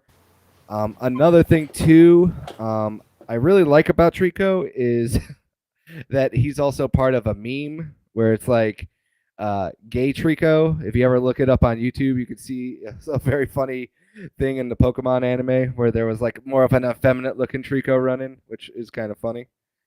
But yeah, I just like his design overall. I like his evolution line. I love his Mega Evolution a lot. And I really wish that one day he got a better card in the TCG as well, because I tried to play his deck and make it work, and sadly I could not. It's always the worst when you see that and you're like, man, I want to do this and you can't. Yeah, it was a really cool one too, but I'm just like, I can't make it work. Yep. There was actually there was a period where Sceptile, the final evolution, was the most requested, I think, grass starter to be a Smash Bros. Character, because they don't have a grass one yet, like a standalone one at least. They have Greninja and then they have Incineroar, but they don't have a grass one. Yeah, they don't have a standalone one. That is Yeah. correct. They have Ivysaur, but they don't have a standalone. I think Greninja, my honorable mentions. I always forget about him. He's pretty cool too. Yes, he was broken too. Yeah. Protean That's what I Greninja was broken. But yeah, that's there's not really too much else to say about him. It's just love his Yeah. design. I have an affinity towards the grass Pokemon, as I've said before, with my starters, because a lot of them have always spoke to me a lot more than the other ones, and I just like him. You know, Yeah. That's I think if I ever had to, like, if people ask me, it's like if I could be like an Elite Four gym trainer, I guess I would be the grass gym leader or Elite Four member. So there you go. that's always fun to kind of think of that too. Is what, like, obviously because they all have a theme, like which one would you want to choose, and yeah, that's what I was thinking. And then trying to make a team that way is always fun, and then you realize that's probably not the smartest way to do it, but yeah, no, that's a great way to put it. All right, so As gay as it would be, I'd probably be a fairy trainer. I mean, there's some strong well. Pokemon. Yeah, hey, there's nothing wrong with that. I mean, there's, again, in the Pokemon way, it's nothing wrong with that at all. Yeah, because three out of my 5 have the fairy type. Mm-hmm. Yeah. Hey, and they're all different in a way too, which is awesome. So Yeah. There's a lot of cool fairy Pokemon as well. Yeah. So the crazy thing is, obviously, was we did that. I'm surprised. I was talking to a bunch of my friends, and they were like, "Man, I was just going through Pokemon and all that stuff."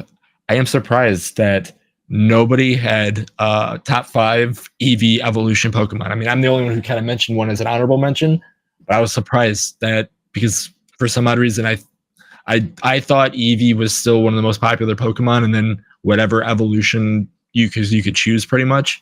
So I'm shocked and surprised that nobody had in their 5. So that's kind of cool. If I had to pick a honorable mention of evolution, it would probably be Umbreon. That's the one I thought somebody was going to put on their as their number one. I'm like, Umbreon would be the one that would be on most people's list, is what I thought. Yeah, I generally don't use Eevee or evolutions all that much, though. That's just me, though. Yeah. Also like a Glaceon as well. Glaceon's cool. Glaceon's cool. Glaceon's cool. Well, very, very cool. So, I knew this episode was going to be a little quick because there's only 3 of us. So, Pikachu. Neo, no one likes Pikachu. See, this is why I guess you were probably on the panel today and you had to do stuff, because I'm not. I could be speaking wrong. Chat can come at me or comments come at me, but I don't know. Why have a Pikachu when there's a Raichu right there ready to be thunderstoned? Every Pokemon's Pikachu to Neo. Yes, that's probably true. No, he had a few.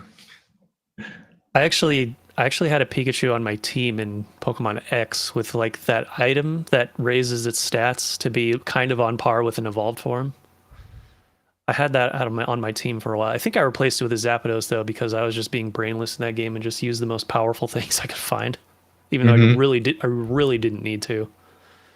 But I also, one of the Pikachu knockoffs that I actually used Emolga for quite a while in White. I think it was in White 2. He's actually pretty decent early game because he's really fast and he is electric and flying, so you don't get ganked by ground moves. But then he falls off later on because his stats are so low.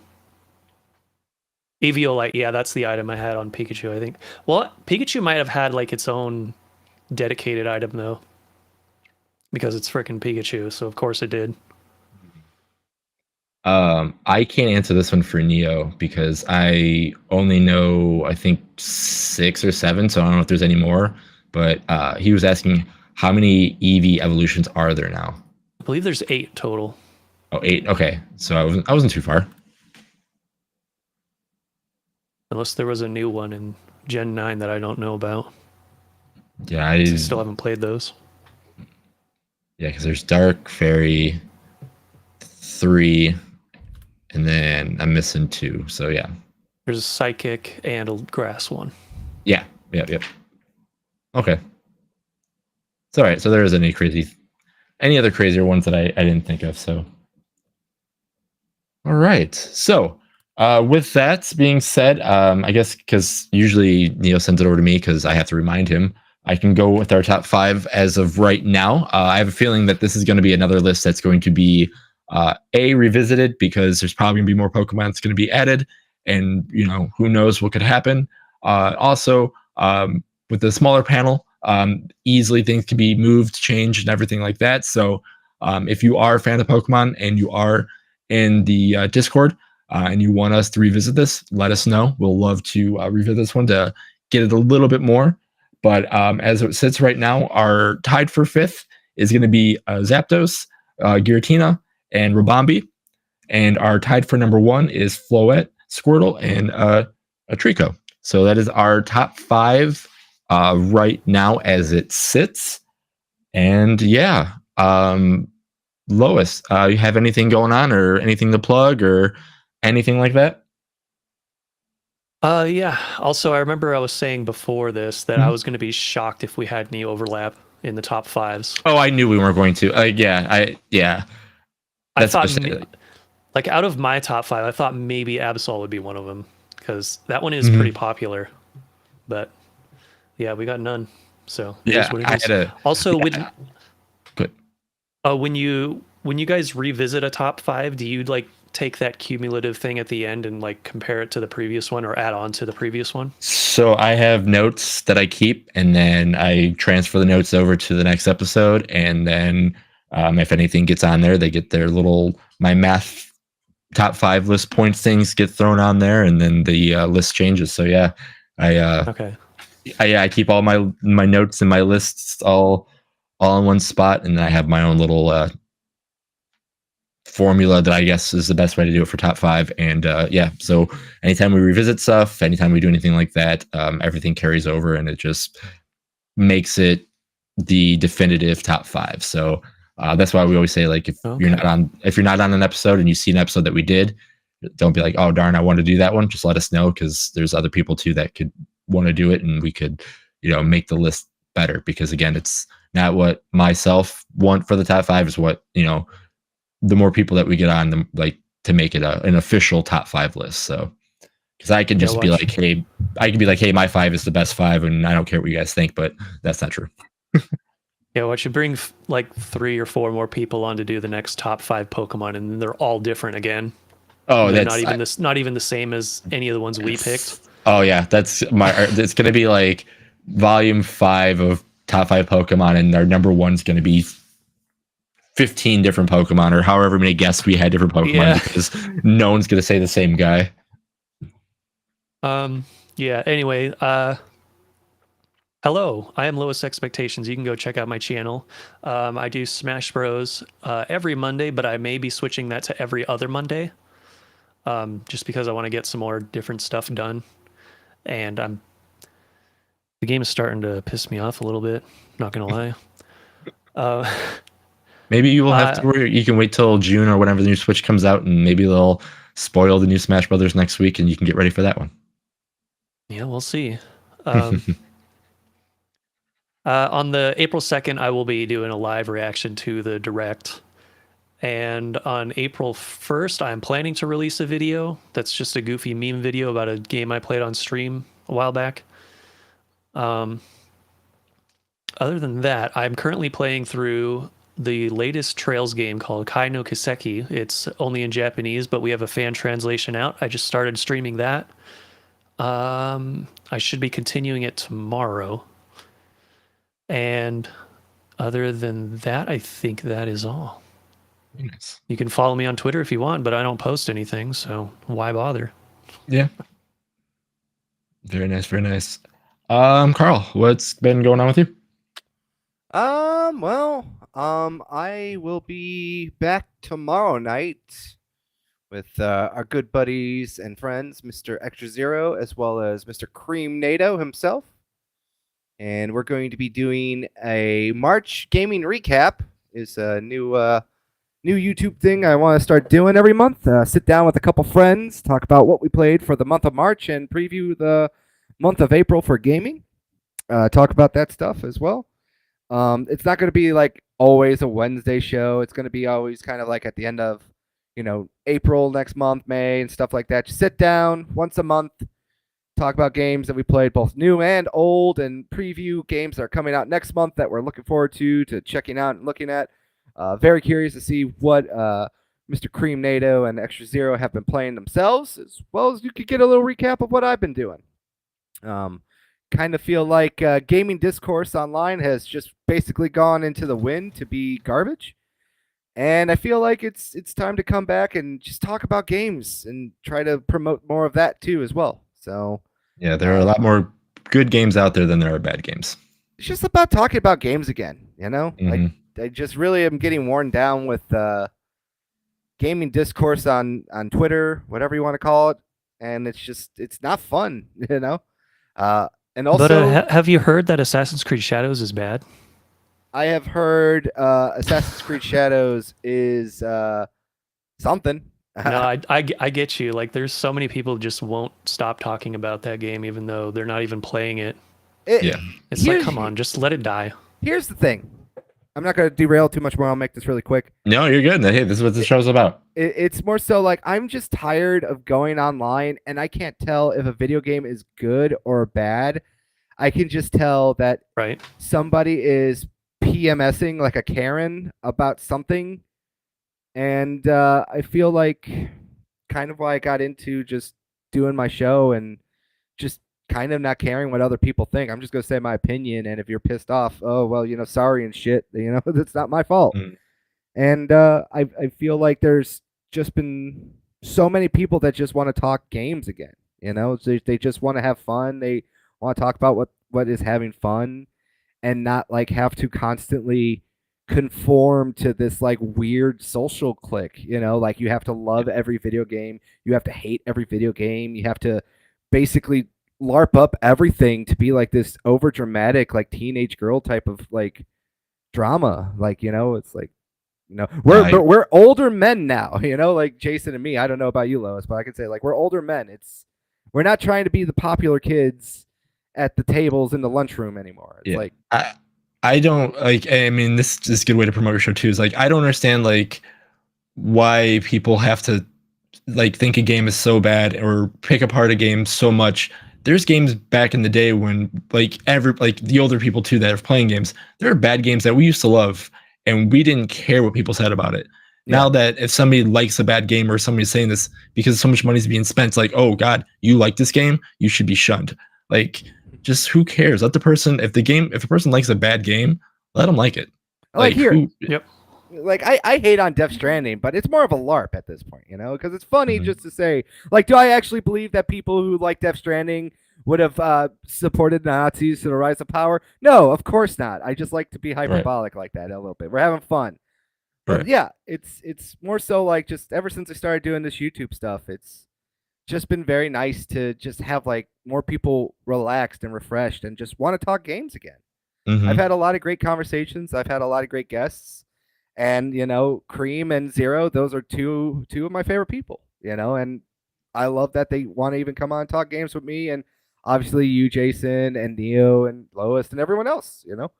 Mhm. So like, I went on a little tirade today because I've been Mhm. kind of PMSing myself online for a very, No, you're good. very Like, reason. it's a great That's way to what the promote internet's for. right, and it's a great way to promote your next show. It's like, hey, if you're in the chat and you want to like hear people talk about games just because of how they are and not because of how they should be talked about, or even to people that's actually played the games front to back or anything like that, like there's a show right there that you can watch to kind of get like an idea of like, hey, maybe you are interested in this game and you're hearing all these people talk negative about it, or and maybe somebody on your show is going to talk positive about it and they're going to tell you why. Maybe that person's going to give it a chance. Maybe it gives them a chance to hear from people that's actually playing the game or from actually somebody that's into the game to possibly push them overboard to spend the money, because again, games are expensive. Uh-huh. They're the same. I mean, a lot of people, like, to me, they're not as more expensive they were back then. They're actually kind of cheaper in a way because, again, if you looked at some old N64 games, they were like 80, $90. Yeah. And that's with, not with how money's worth these days. So, yeah. yeah. So, I mean, like, when people say like games are more expensive than ever, it's like, no, they're more expensive to make. Yes, because of all the technology, but some of the prices should be higher up. I mean, in a way, I mean, I don't want to say that because, but they can be. But yeah, I mean, that's just how it is. I mean, it's entertainment, and some entertainment's good, some it's bad. Some people like good stuff, some people like bad stuff. There's nothing wrong with that. Basically, what I'm trying to say is, listen, if you like talking about video games, like if you enjoyed Yes. how I was talking about my Pokemon lore and how I was talking about video games and stuff like that, I would like you to just maybe consider stopping by tomorrow or any of my other shows and just sitting down, getting to learn like your other favorite content creators, what video games they like, learn about random video game lore, learn about a random funny joke that isn't just everyone trying to tell you that Snow White's terrible because a brown person, or Days Gone terrible because a white person. Just go back to that good old time that you had, like the good old days after 9/11, and just sit down and enjoy talking about video games with me, Cream, and Extra Zero tomorrow. That will be at 7 p.m. Central Time. And also, if you just want to sit down and maybe get to learn more about another content creator, this Friday, I'll be joined by Mr. One John Connors, the third Gronk boy, as I like to call him, as we sit to get down and learn more about like his YouTube career, what got him into gaming, and of course, just general tomfoolery, as everyone else is. Everything is on YouTube, and I'm also on Twitch and Odyssey if you prefer to watch there as well. And yeah, go back and listen to some of my older episodes too. Like I said, I have a lot of good conversations with people across many different aspects of life. You know. Very cool. Very cool. And then you can catch me here and on Nerdy Neos for top 5. I've been playing a lot of Monster Hunter. I always tell myself that I want to just have myself play it on there because I've been playing a lot of it. But every time I start playing it, I forget the live button, and the game's not dying in a way, but it's starting to less and less people are watching it. So I might start playing it anyway because we get a title update next week, which I can't wait. Moving my way up, trying to get all these crazy parts for Monster Hunter, and I'm enjoying the game. So and other than that, 2 weeks from now, we'll be doing our top 5 video game pranks for April Fools. So if you are interested in that and you're in chat, let me know, let Neo know. We'll definitely put you on there, and we're going to have some fun talking about the game pranks that almost had us believe that it was possible that something was coming out, that you could do something in a game, and wasting a lot of time because these magazines told us it could happen, and they're just laughing at us. So it's going to be kind of fun, kind of reliving. For me, it's been a lot of fun reliving some of these old EGM magazines, reading the articles, and then going back and seeing the old reviews of some games, and coming soon games that are been out now for over 20 some years and everything like that. So it's been a lot of fun reading these old magazines, I will say.